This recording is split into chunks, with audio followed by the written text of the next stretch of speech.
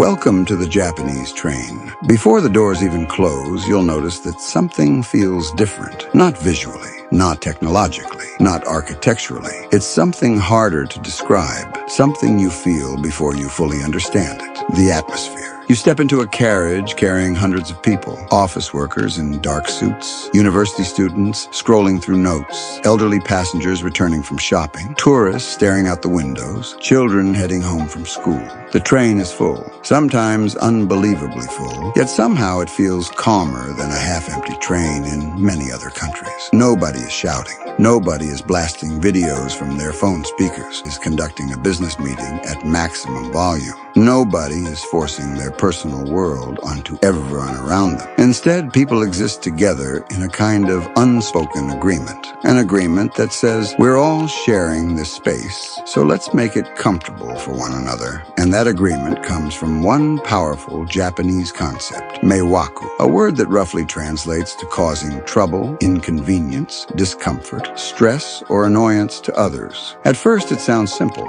Don't bother people. But the deeper you look, the more profound it becomes.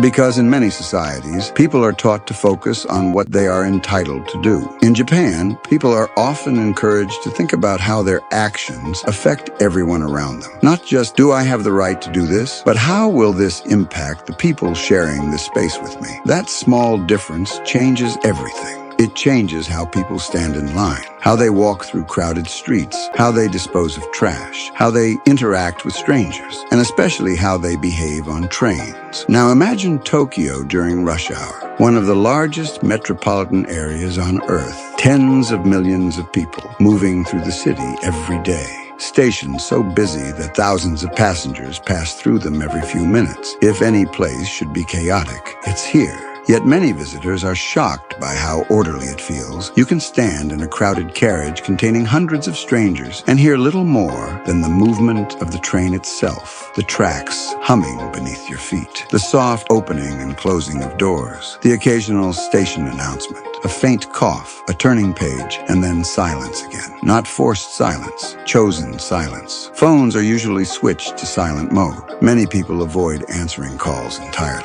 If a call is urgent, passengers often step off the train or wait until they reach their destination. Even conversations between friends are typically conducted in low voices. Nobody wants to become the source of stress for everyone else. To many foreigners, this can seem excessive. After all, public transportation is public. People paid for their tickets. Why shouldn't they be allowed to talk? Why shouldn't they answer their phone? Why shouldn't they enjoy themselves? And that's a fair point. But Japan approaches the question differently. Imagine you've just finished a 12-hour shift. You're exhausted, your feet hurt, your boss has been difficult, your inbox is overflowing, you have a long journey home. You finally find a seat on the train. The last thing you want is to spend the next 40 minutes listening to a stranger loudly discuss their weekend plans, or hearing someone watch videos at full volume, or being forced into someone else's conversation. The Japanese perspective is that public spaces belong to everyone equally. Therefore, no single person's desire for attention should outweigh everyone else's desire for peace. And when you think about it that way, the silence begins to feel less restrictive and more considerate, because modern life is exhausting. Everywhere we go, something is competing for our attention. Billboards, advertisements, notifications, emails, text messages, social media, breaking news,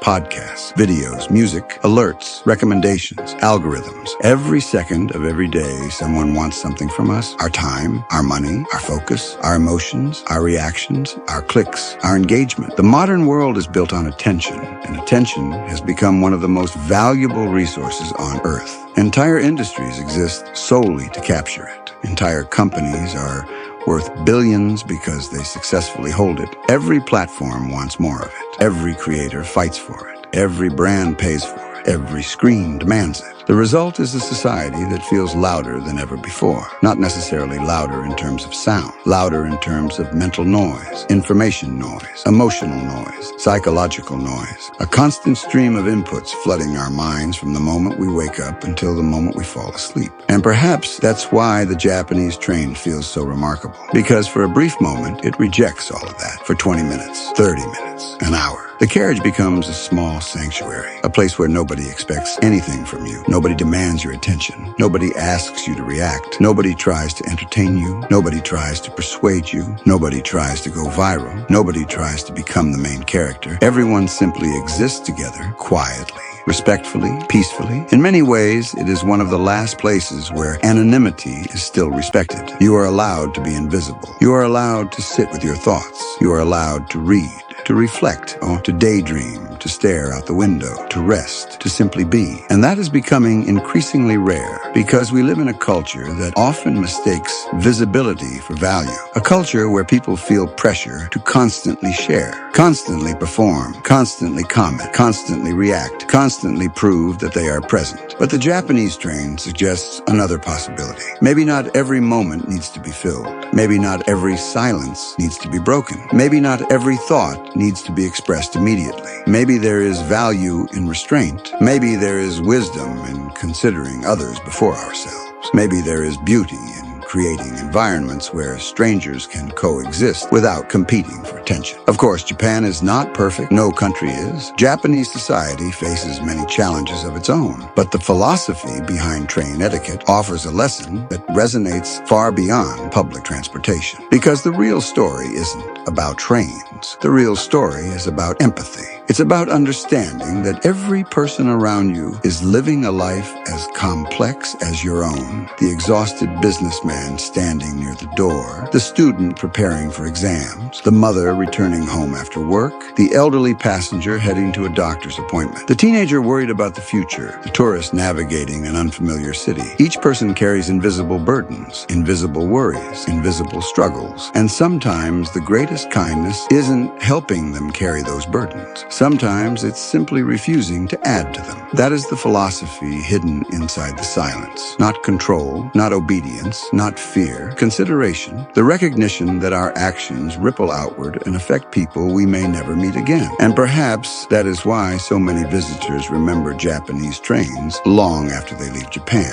because they reveal something that much of the world has forgotten. That silence is not emptiness. Silence can be generosity. Silence can be respect. Silence can be compassion. Silence can be a gift. And in an age where billions of people are competing to be heard, where every platform rewards louder voices, stronger opinions, faster reactions, and constant engagement, Japan quietly offers a different lesson. A lesson that cannot be measured in likes. A lesson that cannot be monetized. A lesson that requires no technology whatsoever. The lesson is this: the world does not always need another voice. Sometimes what it needs is a little more consideration, a little more awareness, a little more patience, a little more peace. Because the most powerful thing you can give someone is not always your words. Sometimes the most powerful thing you can give them is the space to hear their own.